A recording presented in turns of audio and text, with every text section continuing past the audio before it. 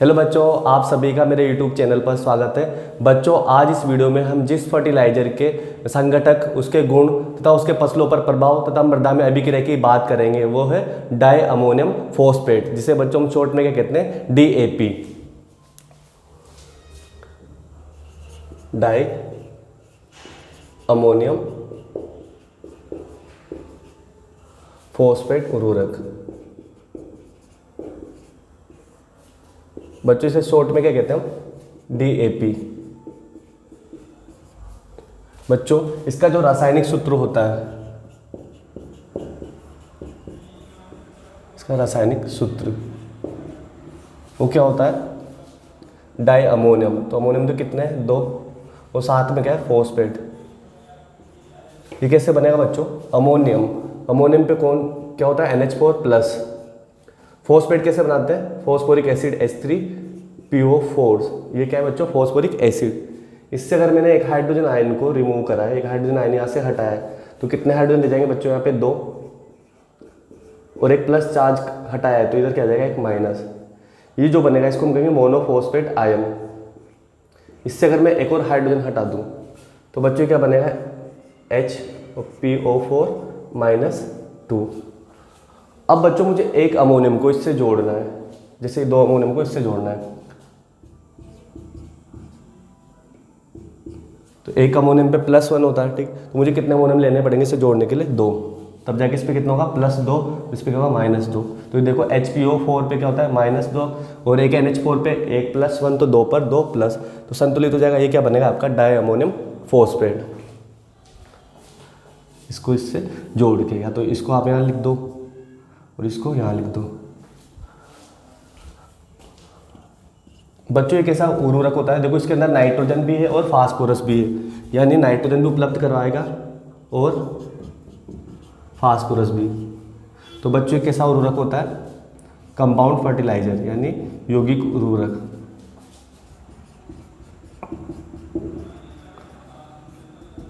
क्योंकि ये 2 पोषक तत्व क्या करा रहा है, उपलब्ध करवा रहा है। इसी वजह से बच्चों ये नाइट्रोजन और फास्फोरस उपलब्ध कराने की वजह से किसानों द्वारा इसका उपयोग क्या किया जा रहा है, आजकल ज़्यादा किया जा रहा है। इसके अलावा बच्चों ये जो DAP डाई अमोनियम फॉस्फेट है, इसका निर्माण कैसे किया जाता है कि जो फॉस्फोरिक एसिड होता है H3PO4, जिसे हम क्या कहते हैं, फॉस्फोरिक एसिड, फॉस्फोरिक अम्ल। जब इसकी अभिक्रिया बच्चों हम किससे कराएंगे, NH3 यानी अमोनिया से, यानी इसका हम क्या कराएंगे, अमोनीकरण।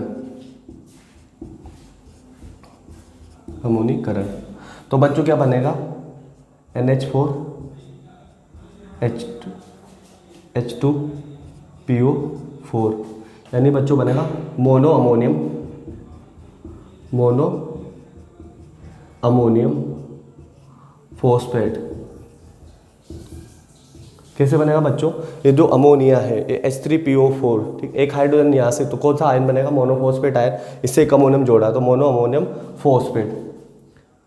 अब बच्चों इसका फिर क्या करवाया जाए, pH कितनी रखी जाए, 5.8 से 6 रखी जाए, और इसकी फिर और आगे जाके अमोनीकरण कराया जाए, यानी इसकी अभिक्रिया किससे कराया जाए, NH3 से कराई जाए। तो बच्चों क्या बन जाएगा, NH4 होल ट्वाइस HPO4, यानी क्या बन जाएगा, डाई अमोनियम फॉस्फेट, DAP। तो इस प्रकार बच्चों क्या होता है, DAP का निर्माण होता है। बच्चों अब हम जो डाई अमोनियम फॉस्फेट यानी DAP है, उसके संगठन की बात करेंगे। तो इसका जो संगठन होता है DAP का, वो उर्वरक नियंत्रण अध्यादेश, जो कि 1957 में पारित हुआ था, उसके अनुसार जो इसका विवरण होता है, तो उसके अनुसार क्या होता है बच्चों, इसके अंदर जो अधिकतम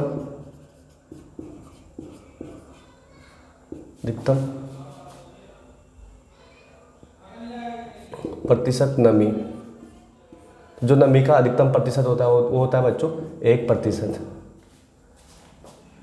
इसके अंदर बच्चों जो नाइट्रोजन मिलेगा, कुल न्यूनतम प्रतिशत, न्यूनतम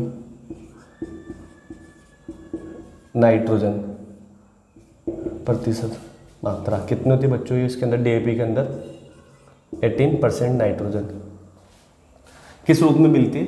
अमोनियम के रूप में, अमोनियम के रूप में यानी NH4 प्लस के रूप में। इसके अलावा बच्चों इसके अंदर कुल न्यूनतम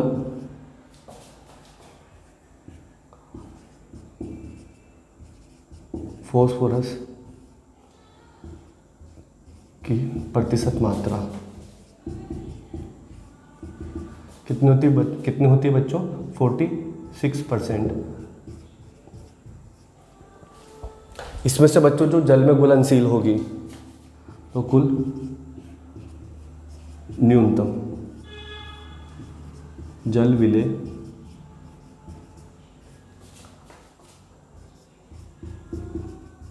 फॉस्फोरस की मात्रा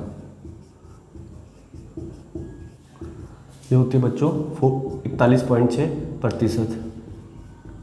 यानी इसमें से लगभग 41.6% जो फास्फोरस है वो क्या होना चाहिए? जल में घुलनशील होना चाहिए, न्यूनतम इतना तो होना ही चाहिए। तो ये क्या हुआ बच्चों इसका डीएपी का संगठन। बच्चों इसके बाद हम देखेंगे डीएपी के गुण।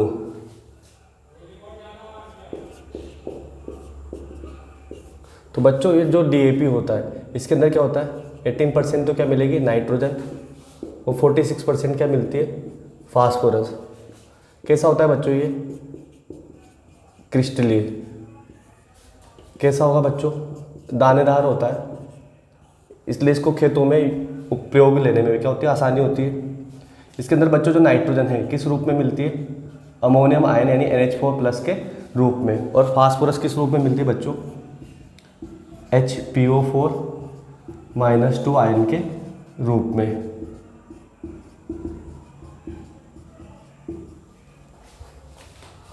कैसा होता है बच्चों ये? जल में घुलनशील, जल में घुलनशील होता है। इस वजह से पौधों को आसानी से क्या हो जाएगा? प्राप्त हो जाता है।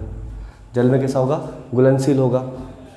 बच्चों इसे हम उच्च विश्लेषण उर्वरक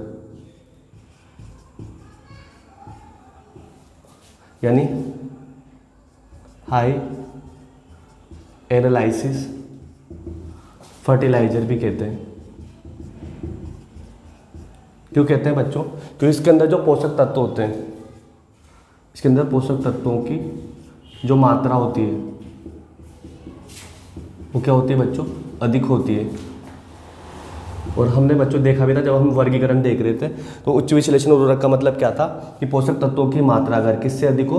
25% से अधिक होगी तो उसे हम क्या कहेंगे? उच्च विश्लेषण उर्वरक। और इससे कम अगर पोषक तत्व मिल रहे हैं, 25% से कम अगर पोषक तत्व मिल रहे हैं तो उसे हम निम्न विश्लेषक उर्वरक भी कहते हैं। तो इसे क्या कहेंगे बच्चों? उच्च विश्लेषण उर्वरक। इसके अंदर पोषक तत्वों की मात्रा क्या मिलेगी? अधिक मिलेगी। इसके अलावा बच्चों ये क्या होता है? कम आर्द्रता ग्राही होता है, कम आर्द्रता ग्राही होता है यानी नमी वगैरह को कम अवशोषित करता है। तो बच्चों ये क्या हो गए? डीएपी के गुण। इसके बाद बच्चों हम देख रहे हैं जो डीएपी होता है उसकी मृदा में अभिक्रिया, मृदा में अभिक्रिया। तो बच्चों हमने क्या देखा था कि कोई भी जो उर्वरक है उसको जैसे मृदा में मिलाओगे तो जल के संपर्क में आएगा, उसके अंदर वो घुलनशील हो जाएगा और वो आयनों में वियोजित हो जाएगा। तो जो डीएपी होता है इसका रासायनिक सूत्र क्या होता है? NH4 तो बच्चों जल में घुलनशील होकर क्या हो जाएगा? आयनों में वियोजित हो जाएगा। कौन कौन से आयन में टूटेगा?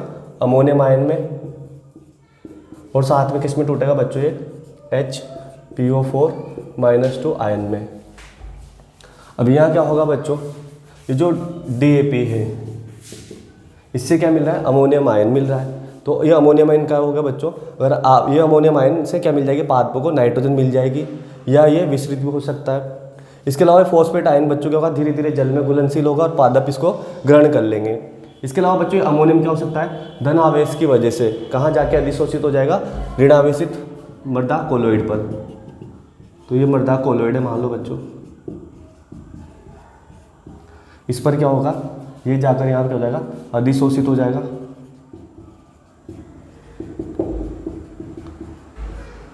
या और भी धन आयन जुड़े होते हैं जैसे H+ है, K+ है, Na+ है, कैल्शियम है, मैग्नीशियम है, तो किसी भी एक आयन को हटा के अमोनियम में आके जुड़ जाएगा आयन विनिमय द्वारा। इसके बाद बच्चों इसका यहाँ क्या होगा, अमोनियम का ऑक्सीकरण। ठीक है, तो इसको इस तरीके से लिख सकते हैं अपन यहाँ पे दूसरी तरीके से बना के, जो 2NH4+ है, या इसका क्या होगा, ऑक्सीकरण होगा, जो कि हम ऑलरेडी देख चुके हैं बच्चों। नाइट्रोसोमोनास बैक्टीरिया की उपस्थिति में इस अभिक्रिया को क्या कहते हैं हम, ऑक्सीकरण। और यहाँ क्या हो जाएगा, क्या बन जाएगा, 2NO2- नाइट्राइट, साथ में वाटर बन जाएगा, और 4 नवजात, तो यहाँ से नवजात हाइड्रोजन का भी निर्माण हो जाएगा। इसके बाद क्या होगा बच्चों, ये जो नाइट्राइट बना है 2NO2-, इसका क्या होगा फिर, ऑक्सीकरण होगा। कौन से बैक्टीरिया, नाइट्रो बैक्टर की उपस्थिति में, और ये क्या बना लेगा, नाइट्रेट आयन। तो नाइट्रेट, तो ये अमोनियम बाद में किस में बदल जाएगा, NO3- आयन यानी नाइट्रेट आयन में बदल जाएगा। और इस प्रक्रिया के दौरान, यानी इस पूरे प्रक्रम को हम क्या कहते हैं बच्चों, नाइट्रीकरण, जिसमें नाइट्रोसोमोनास और नाइट्रोबैक्टर क्या होते हैं, भाग लेते हैं। और यहाँ नवजात हाइड्रोजन का निर्माण हो रहा है। ये नवजात हाइड्रोजन क्या होगी, जो मृदा कोलोइड पे कैल्शियम जुड़े हुए हैं उनको क्या कर देगी, यहाँ से प्रतिस्थापित कर देगी और मृदा को क्या बनाएगी, अम्लीय। तो बच्चों DAP भी किस प्रकृति का होता है, अम्लीय प्रकृति का होता है। तो एक और अभिक्रिया द्वारा इसको समझ सकते हैं कि जो ये क्या है, मृदा कोलोइड, इस पे कौन जुड़ा हुआ है, जैसे कैल्शियम। तो यहाँ क्या होगा बच्चों, ये जो नवजात हाइड्रोजन बनी है ये क्या करेगी, आयन विनिमय, यानी इसको यहाँ से हटा देगी, और मृदा कोलोइड पे कौन जुड़ जाएगा, हाइड्रोजन आयन, और यहाँ से कैल्शियम बाहर निकल जाएगी घुलकर।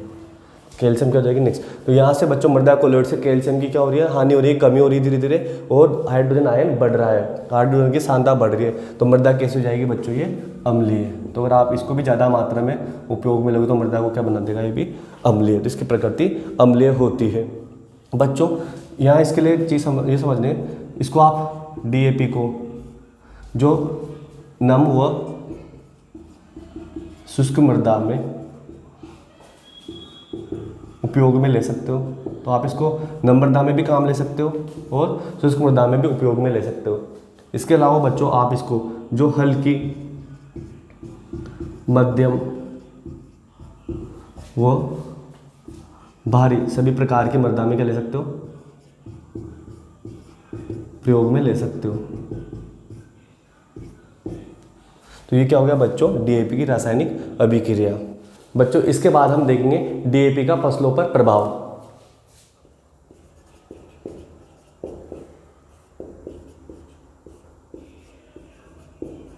फसलों पर प्रभाव, DAP फसलों को कैसे प्रभावित करता है।